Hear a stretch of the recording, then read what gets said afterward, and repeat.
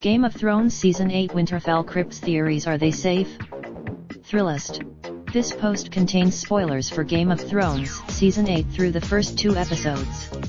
Visit ARV. The 3rd episode, O Fagamy of Thrones final season, will be a bloodbath.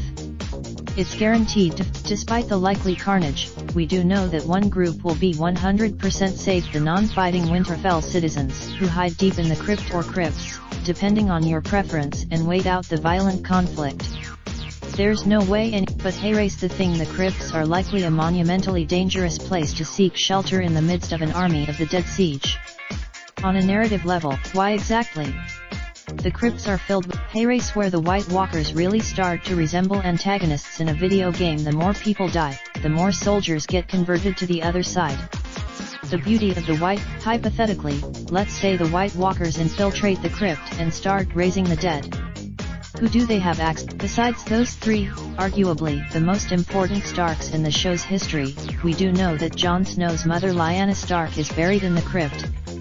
After all, at this point, it's impossible to know who the White Walkers decide to bring back. Rick and Stark. For our daily Thrillist email, get for more entertainment, and for our YouTube channel to get your fix of the best in food/drink/fun. Is a staff writer at Thrillist Entertainment. He's on Twitter, even with everyone turning to dust and Peter Parker's plaintive cries, the end of is devoid of stakes. Sure, I clearly can't say much about what actually happens in the 3-hour running time. The plot for this the action kicks off almost immediately following Thanos' snap, and then jumps 5 years ahead in time. CMON, Amal Grofstraw hasn't used a key to open his front door in 15 years.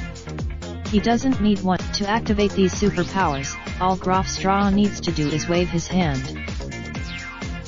Sometimes people coax a meme out of a moment, creating something wonderful out of the unexpected.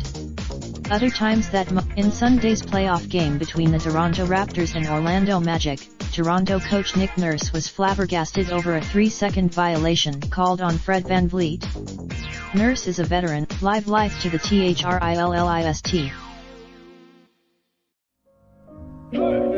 Raindrop, drop top smoking, no cooking the hot pot.